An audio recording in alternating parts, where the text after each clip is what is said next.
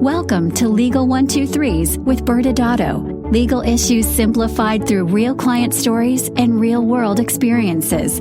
Creating simplicity in 3, 2, 1. Welcome back to another episode of Legal 123s with ByrdAdatto. I'm your host, ByrdAdatto, with my co-host, Michael Stephen Byrd. Thanks, Bradford. As a business and healthcare law firm, we meet a lot of interesting people and learn some amazing stories. In today's special episode, we're going to talk with Paco Canales and Heather Furness, longtime clients and two of our favorite people. Awesome. I'm perfect. And before we get started, Michael, do you know the game Two Truths and a Lie? Yes, because I always think I'm going to dominate when I play it, and I lose every time. I know my 11-year-old Alex has asked to play this recently because she has recently become vegan, and that's about every other sentence coming out of her is talking about vegan, and I think she believes she'll trick the audience by having that in her list. All right. Have you already started playing the game? Was that a lie or that a truth that she's now a vegan? Oh, good one. Well. Okay, well, let's get started. So this is how the game's going to play. I'm going to give you two truths and a lie about Paco and see if you can guess it. He went to Harvard undergrad, he went to Stanford Med School, and he swam for the Olympics for Puerto Rico. Brad, yeah, I don't think you understand how the game works. Those are all true. Oh, okay, so those are all true. All right, we'll try Heather now. So for Heather, her father was a renowned plastic surgeon. She met Paco while at Stanford, and she co-authored the book called The Business of Plastic Surgery. Again, all true, and you wrote a chapter for the book, so you should know better. That's true. I think you're just trying to steal my introduction. I will finish making the introduction so then we can start talking to Paco and Heather.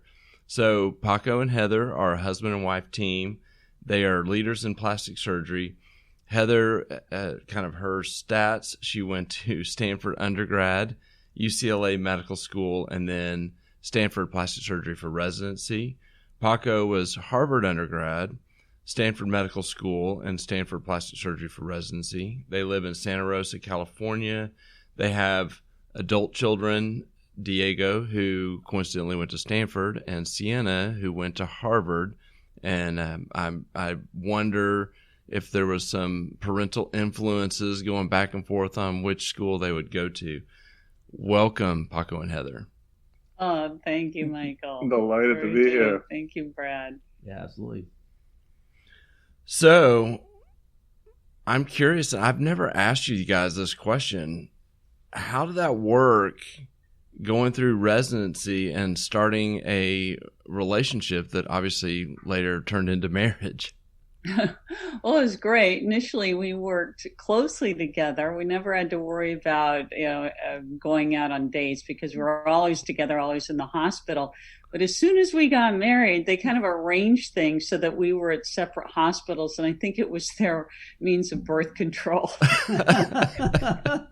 Yeah, also the call schedule in the hospital tended to be every third for Heather and every fourth for me. So basically we were completely off cycle, other than that first few months when we started dating and we were in the hospital at all times.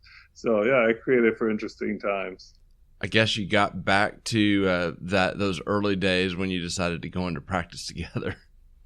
We did. That's one thing we realized. Working separately all the time in different hospitals showed us that we really wanted to work together, because that's how we started out. We were working together on pediatric surgery, and it's been great. Yeah, we started out in Boston at Beth Israel Hospital with Bob Goldwyn and Sumner Slavin, and we came back to California after we took our boards, and we've been here ever since. That's awesome. Well, thanks again for being here, guys. And so our theme for our podcast this season is thinking outside the box. And we thought of you guys because y'all have had a quite incredible past few years with a lot of run with some life obstacles that started in October 2017 when you lost your home in Northern California based on the Tubbs fire. And for our audience that does not remember, the Tubbs fire was a combination of a dozen large fires all across almost 8 different counties of Northern California, almost simultaneously. And the fire inflicted massive damage in Northern California, including Santa Rosa community, which I know you guys love because that's where you're from. So I'd love to hear share your experience with our audience, what was happening in 2017. Yeah, we were at a meeting, ASPS, a national meeting in Orlando when it happened. And Paco got word because a nurse texted in the middle of the night, "Have you guys evacuated?" forgetting that we were out of town. And so he contacted our next door neighbor, who said the fires all over our neighborhood. And later we learned that the entire neighborhood of 1,500 homes went down. There were over 5,300 homes in our county that went down. And the whole area was closed off. And so we stayed in San Francisco during that time and then up to Petaluma Town South until they opened up our area.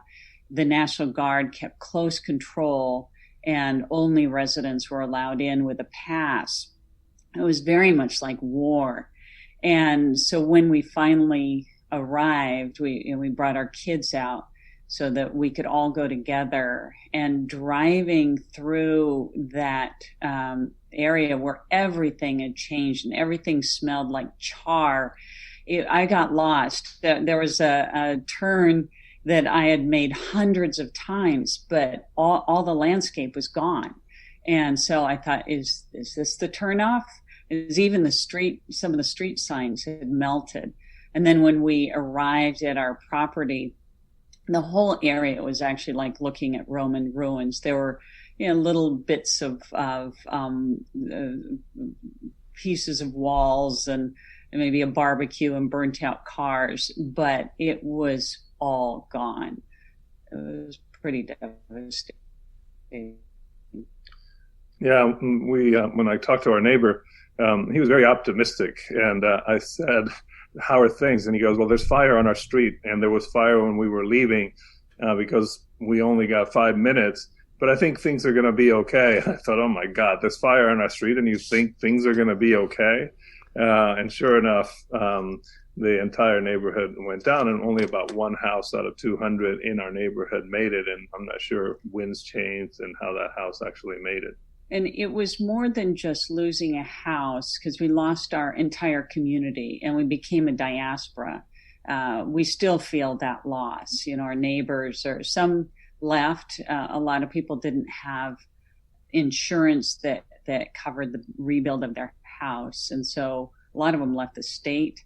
And then a number of our friends are up and down the area. So we don't have the same walking group and dinner group and all that we used to have. And one thing that we lost were the memories, because we are of a certain age. Not all of our baby pictures, or all of our baby pictures were in albums or shoe boxes. They were not on Instagram like today's, kids who have their own Instagram from the time they're babies.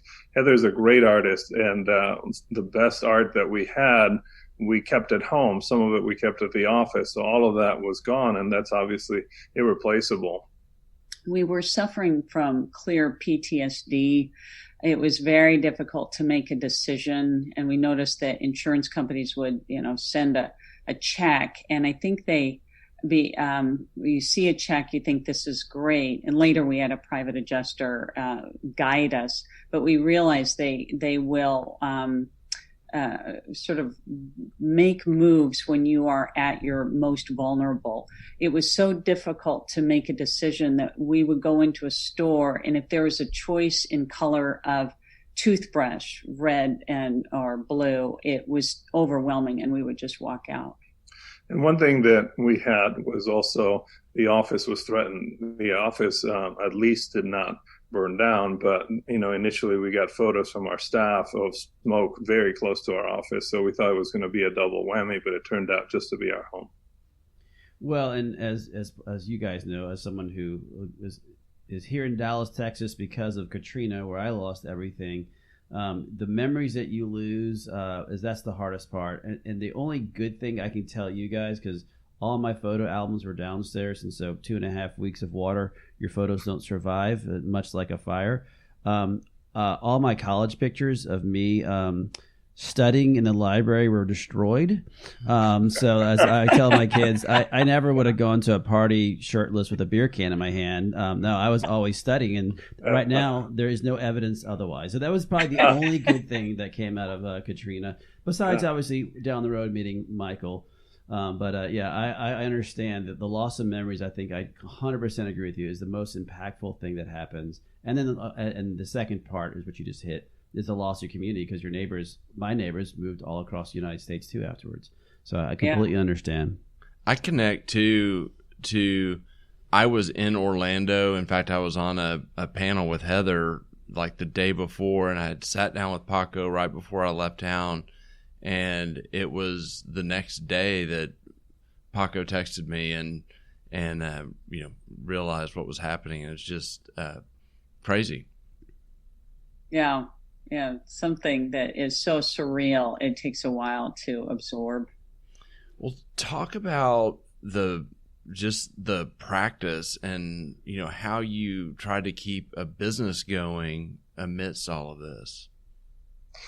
Well, I guess we can say we kept the business going from the Sheraton in Petaluma.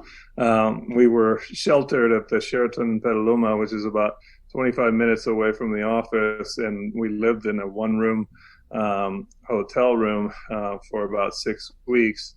Eventually, a friend offered us a cottage in his property, and so a total of about 3 months of being displaced. But as soon as the fire hit, we made some initial phone calls. The first one was to the bank, and we have a very close relationship to our bank. And I asked that our credit line be doubled immediately, knowing that this was going to be a very uncertain time. We didn't know exactly how long our practice was going to be shut down, much less know what effect it was going to have on the psyche of the community, because as Heather said, 5,000 homes were down, people were displaced. The sense of I lost everything really changed the outlook of the community. So once we got the credit line doubled, and they were initially the banker didn't answer, and I thought, wow, how can he not answer? Well, he lost his home too, so he left to go to Sacramento, had no access to his work email. But once he got back in, he was very helpful. And the next call was to our vendors, and many of our vendors were very generous, and they were able to extend payment dates for 90 or 120 days. And that really helped with our cash flow and helped us kind of plan. And right after the October fires, we had what we call our Black Thursday event. You want to tell them about that? Yeah, we have 25 employees. The two of us lost our home, and one nurse did, but nobody else did. And the staff figured that we were not up to having an event. We said, no, we've got to have an event.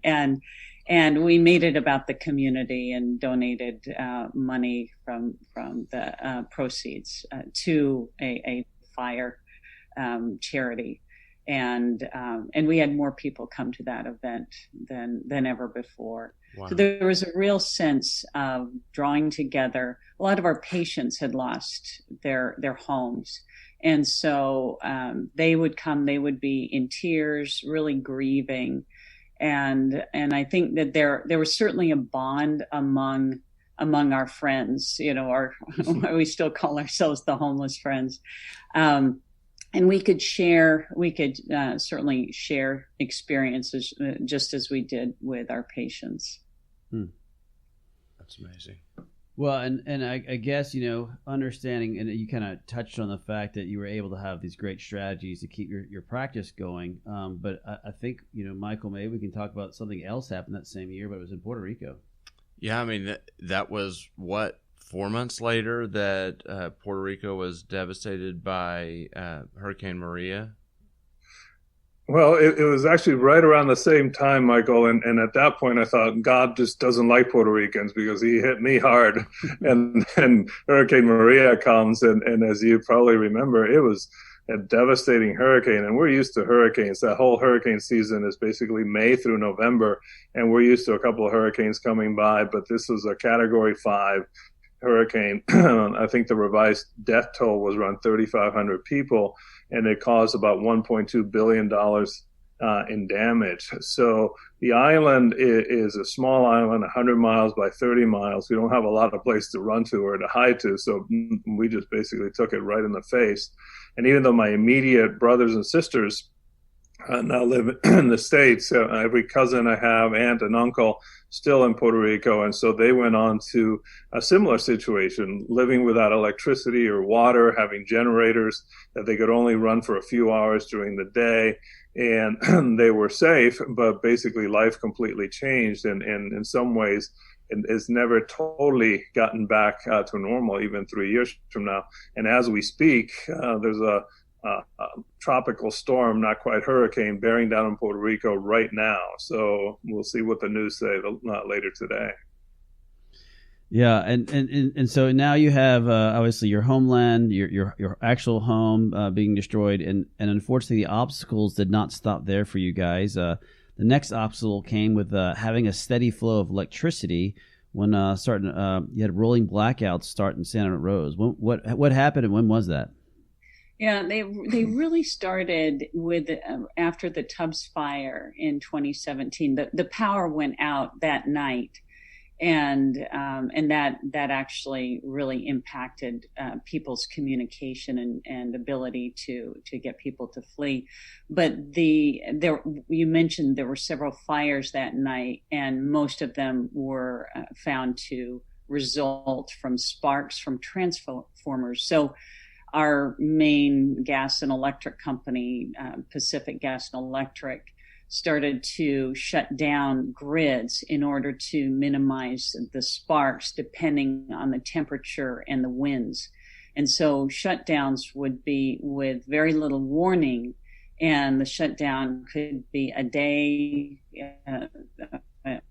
to several days.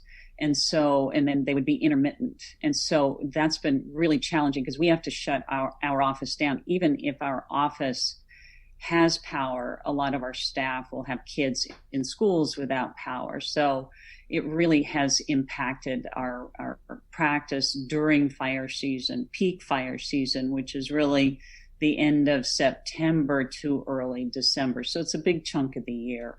And we have an office generator, backup generator, much like a hospital, so that we can run our operating room. So if the power went out during surgery, the backup generator comes on. However, we can't run elective surgery on a backup generator. So even if we had power and nobody else around us had power, we're not allowed to start surgery on backup power. So anytime the winds kick up, and the winds on the Tubbs fire and other fires can go up to 70 to 80 miles an hour, PG&E will then shut down the grid. And so it comes down with very little warning. And the trouble is that once the winds pass, it takes 36 hours to get the power back on. So even if you said, okay, the wind went down, so now you're stuck with another 36 hours while they check everything to make sure that there's no damage, and then they turn on the power. So doing this on and off, we had to shut down for about 17 out of 30 days last October, which totally impacted our business. How do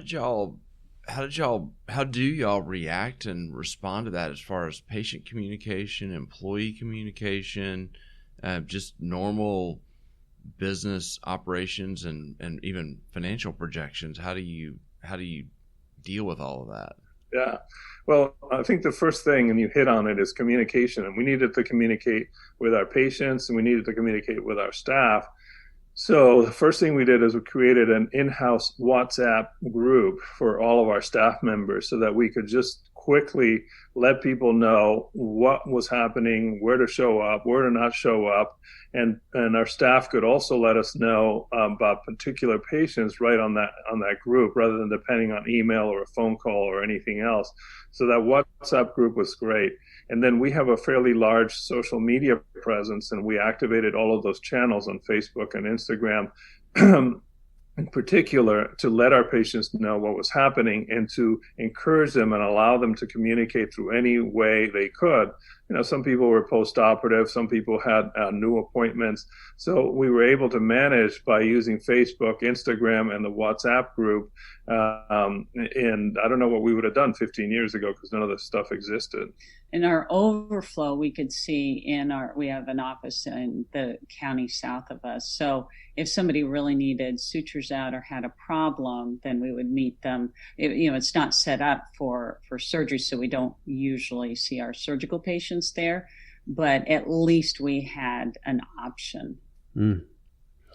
Well, luckily nothing else happened. You got your electricity back on, and then 2019 comes around. Everything's going great until we have another potential fire, the Kincaid fire that comes through. And this time, I found the picture before this podcast of Paco. You sent me a picture of a jet flying over low enough that it was dropping the fire retardant. And you're like, this is exactly a mile from my office as we speak. And I remember thinking, oh, not again. And I'm sure you felt the same way because now we're in 2019 and the fire is heading towards your office. Yeah, that was a very dicey time because we thought, we've already lost our house and our office was threatened. We were evacuated. Most of the county actually was evacuated, unlike the Tubbs fire where the people in charge of emergency had made the decision not to alert anybody, so that we lost 24 lives in our county that night. And with the Kincaid fire, they were very proactive. That was great. They turned off a lot of the grids and then they just evacuated. But there's a big transformer north of us where that they didn't turn off, and that provides electricity for most of Northern California. That's the spark that started the whole Kincaid fire. So where our old house was threatened, where our office was threatened, and the town of Windsor, just north of us, was also threatened. The people watching the fires, the winds, said that there's a very good chance Windsor is going to go down. But the firefighters used a lot of strategy now that the people were out of the county and they were able to save the town. But we holed up in San Francisco for 2-3 weeks and waited until all of this was over. So it was a huge impact to us, and we knew people who lost homes. One of our friends who lost their home lost their rental home in the Kincaid fire. So it was a double whammy for them. When you're in San Francisco, are you doing no work? Are you going to your other office? How are y'all? What's going on during that few week period? Well, at that point, we were doing no work. As far as elective surgery, that was completely shut down. As far as the patients, we could manage a lot of the stuff on the phone. And, excuse me. And if someone really needed to be seen, we could drive up to Marin County to our smaller office and see them there.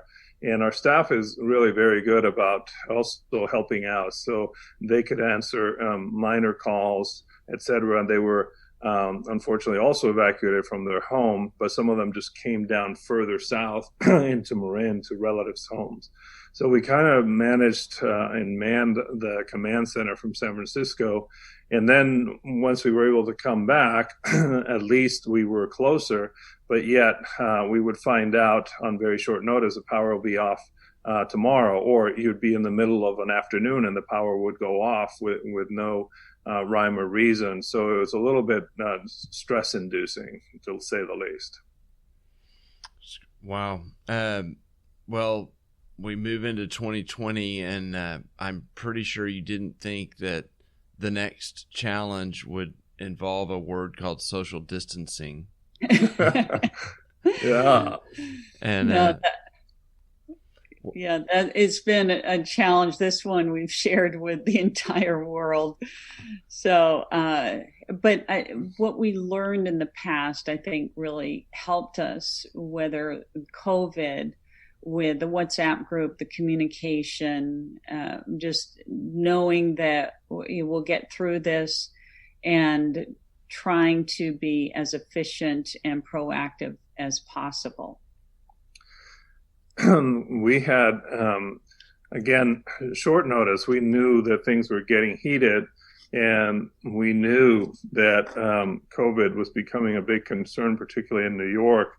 And we made the decision to actually close our practice on the day before St. Patrick's, and the county had not yet announced its shelter in place. And I remember walking outside of our office, and Heather and I just finished a full day of surgery, and we were thinking, should we do surgery tomorrow? Should we not?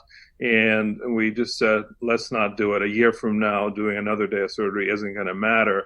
And we shut down on the 16th, and then 24 hours later, our county announced a shelter in place, and we were essentially shut down anyway. So yeah, it was a very difficult time. It was uncharted waters. And like Heather said, it's not just us in Sonoma County. It is everybody in California, everybody in the United States. So the next 2 months were really rocky. We had, as Heather said, we have 25 employees, and we had to lay off or furlough 23 of them. Yeah, and I remember talking to Paco several times, and at some point, Paco said something that stuck with me because it resonated, and you just shared that you couldn't watch another Zoom or get any more information because it was information overload from every possible angle, whether it was email or webinars for that really 4 to 6 week period after we were all shut down. I think I listened to over 50 webinars before I was completely fried. After that, I had an exception. I listened to every ByrdAdatto webinar. And I have to thank you guys a lot, because you guys provided a wealth of information, both on the webinars as well as on your website.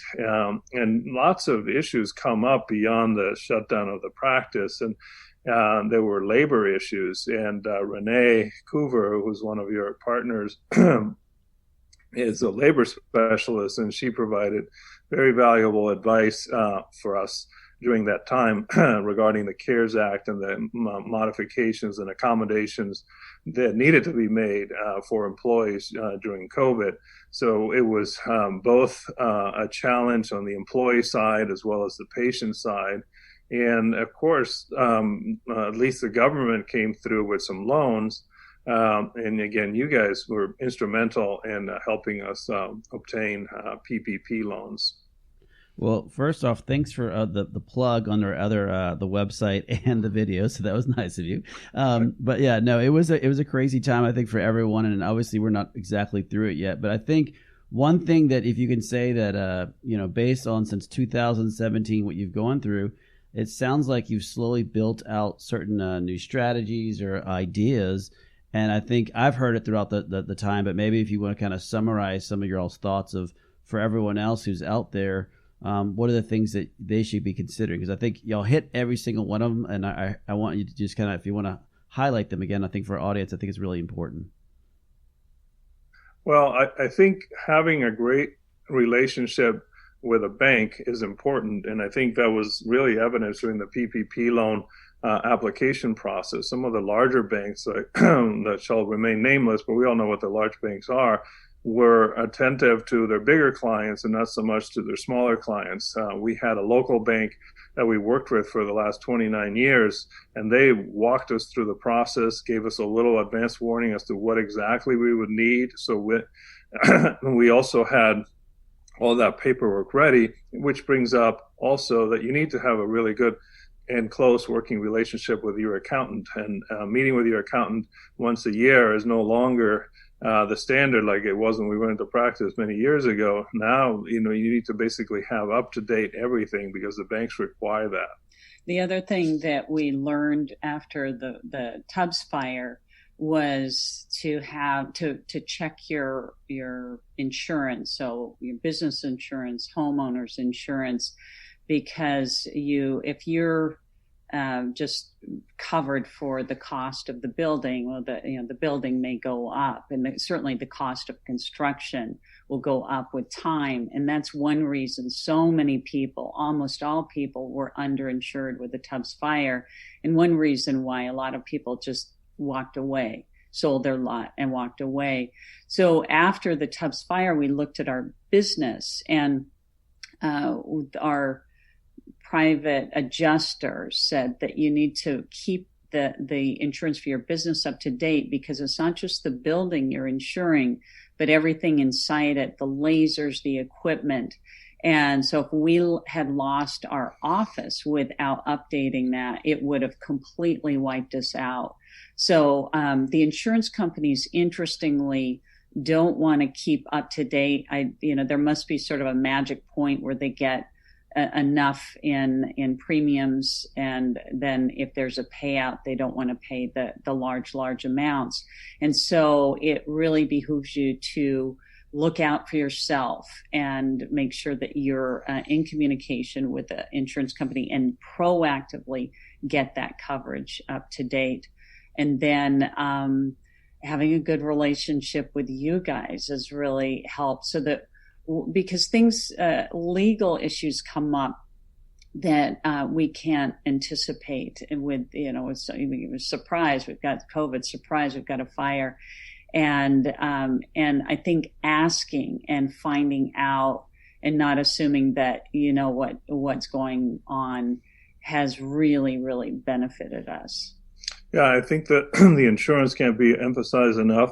Things like your general business coverage, business interruption, also things that we always thought would be so unlikely, and yet in the last 3 years we've had 3 different occasions to activate some of these insurance coverages. So that's another thing that we learned, and also going back through your credit card statements and making sure that you're as lean as possible. Credit card recurrent charges accumulate, and then 12 years later, you don't even know what the $100 a month was for, and you've been paying it for an iPad that broke 5 years ago. So those are the main points that we have to make. Incredible. Thank you so much for sharing. I think there's a lot of wisdom, and I'll add one thing I heard you guys say over and over throughout this episode was just the communication adjustments you guys made along the way, and I think that showed up in the fact that you amidst all these things have patience willing to have elective things done when there's a lot happening in the background. So thank you guys.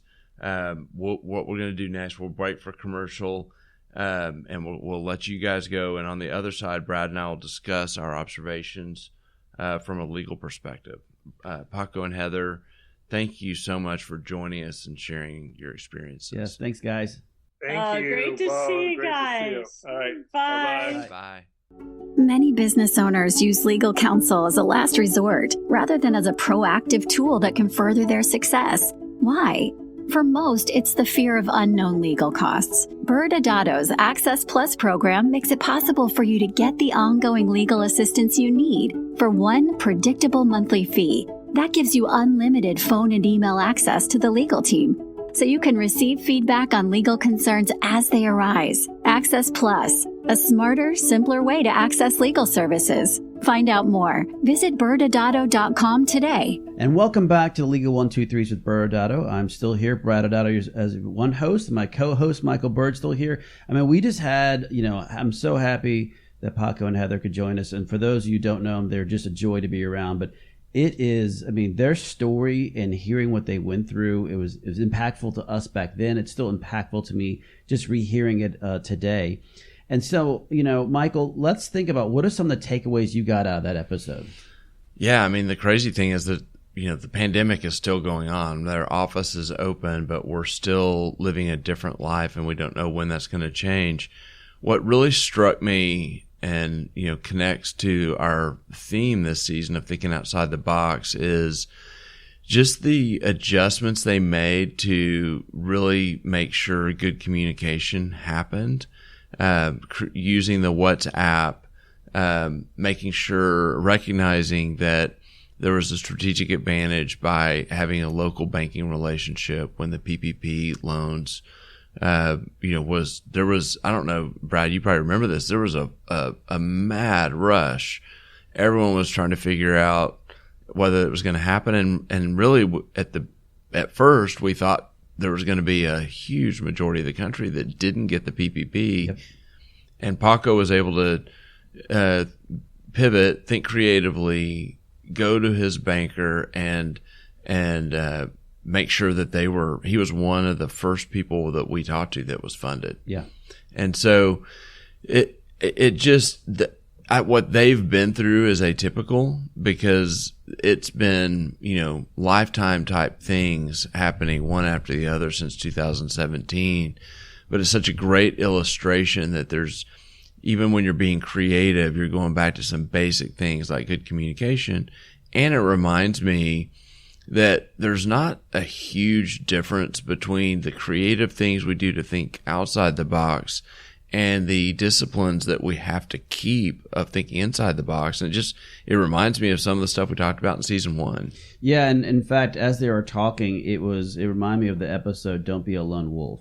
And the reason why is, look, running a business is difficult. Running a medical practice adds additional layer of difficulty to it. And then finally, you throw in the fact that, fires and brimstone and pandemics all happening.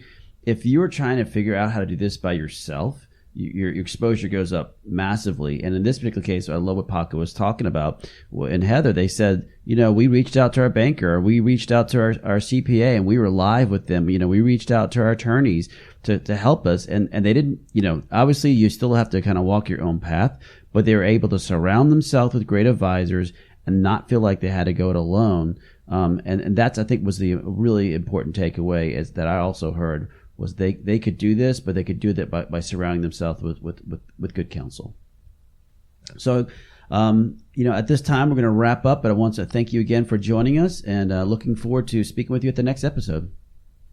Thanks again for joining us today. And remember, if you like this episode, please subscribe, make sure to give us a 5-star rating, and share with your friends. You can also sign up for the ByrdAdatto newsletter by going to our website at ByrdAdatto.com. ByrdAdatto is providing this podcast as a public service. This podcast is for educational purposes only. This podcast does not constitute legal advice, nor does it establish an attorney-client relationship. Reference to any specific product or entity does not constitute an endorsement or recommendation by ByrdAdatto. The views expressed by guests are their own, and their appearance on the program does not imply an endorsement of them or any entity they represent. Please consult with an attorney on your legal issues.